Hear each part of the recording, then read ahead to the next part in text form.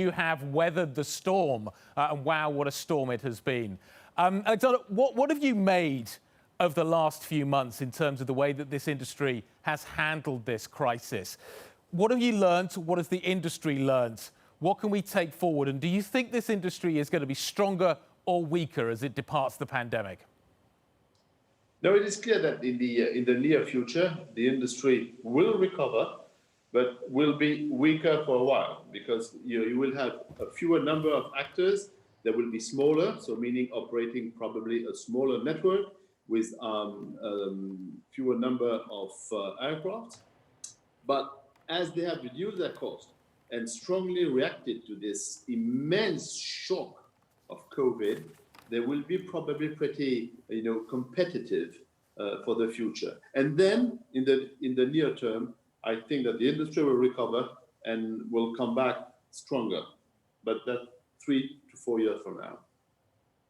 A long way away. The speed of that recovery is going to depend on a number of things, one of which is government. Government appears at this point to be being very cautious in terms of setting out a roadmap for industry, for the industry to come back.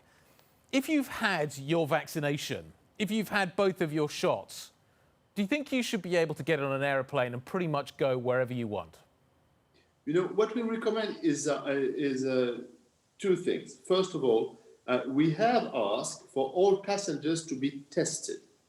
And we have said that if there is, a vaccine, and now we have a vaccination policy almost everywhere, we should ask government to set up a recovery plan, a reopening plan, a roadmap for reopening their economy and air travel, which is consistent with their testing and vaccination strategy. The only state which has successfully issued a plan like that is the UK. We hope that Germany will follow, and we hope that many states will be able to set up a reopening plan consistent with the vaccination and testing strategy. That's a key issue, because it's because governments have closed their borders or issued travel restrictions that the traffic has collapsed so dramatically.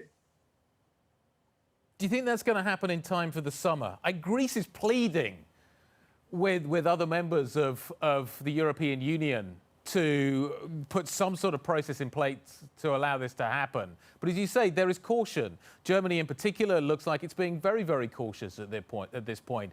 Do you think Greece is going to have a good summer? Do you think Portugal is going to have a good summer? Do you think people are going to be showing up on aeroplanes from Northern Europe, spending in the way that they would normally spend pre-pandemic? What kind of summer are you predicting?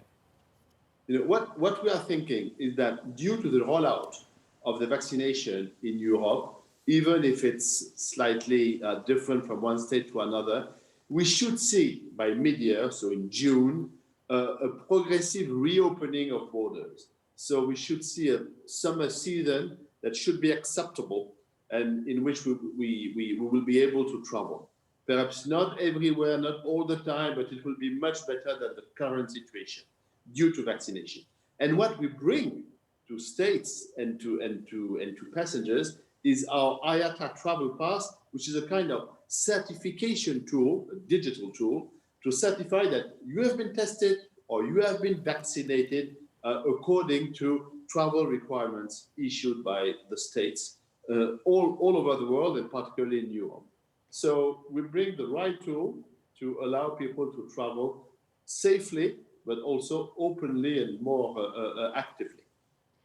Good afternoon, it's Alix in New York. Alexandre, here in the US, we're getting something that's being called vaccinations, where you get vaccinated and then everyone's going on vacation to kind of celebrate it. They're tend to be staying within the US. It's a twofold question. Are you noticing any of that happening elsewhere? And are people traveling differently that do have the vaccine? Because they're going to be older versus the younger crowd.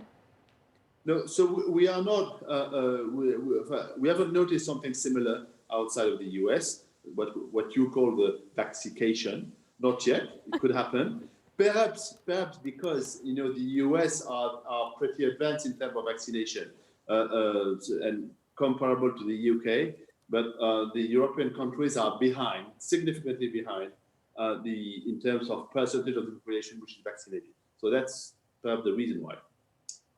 Secondly, we are not recommending that vaccination is mandatory to take a flight or to travel.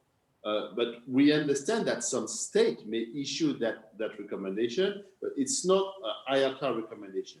What we recommend is people at least to be tested, and if they are vaccinated, that these information may be securely transferred to the airline or to the state to allow the passenger to travel. It's a bit different. Staying in the US, what we're seeing in the US now is a decent rebound. We're now seeing, I think the latest TSA data shows that basically, I think for the first time, we've had over 1 million passengers per week outside of holidays. The US is starting to come back. How different do you think the picture in the United States versus Europe is going to look by the end of this summer? By the end of the summer, I think that the US will have rebound, but I think that Europe as well, perhaps slower than the US, but I think that Europe will have also partially recovered. As you know, our forecast for the end of the year is that the traffic should be the half of what it was in 2019, which is better than 2020, but which is half of what it was in the last normal year pre-COVID. So that's it's still a worrisome and fragile situation for the airline business. Well, you talked a lot about Europe as well as the US. The OECD wasn't as optimistic on emerging market recovery as it was for developed markets. What are you seeing in terms of emerging market travel? In emerging market, you have two situations.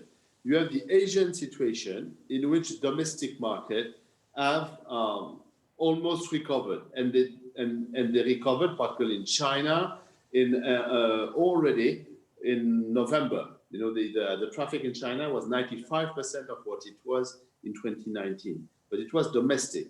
And you must know that in many Asian countries, borders are still closed, either because they are closed or because there are travel restrictions, such as 2 weeks to 3 weeks of quarantine that are a blocking factor for any travel, and air travel particularly. So in the emerging market, the domestic traffic will restart, and strongly, and has already restarted, but the international market heavily depend on governments to reopen their borders and to welcome international passengers without any restrictions. But they can ask for vaccination or testing, no problem with that, but they must reopen. Everywhere we should reopen now. What about business? When are we going to be back on planes? Is it the airline sector versus Zoom? Is that the way we should think about this sector's future now? It is clear that the virtual tools are a strong competitor to travel, but they will not replace travel. So the business travel will come back later than the personal motive travel, visiting friends and relatives, tourism. That will come back very, very fast, very soon, and strongly, because the appetite for flight is there. For the business travel, it will come back, but probably 12 to 18 months later and after the personal motivation for air travel. But it will come back.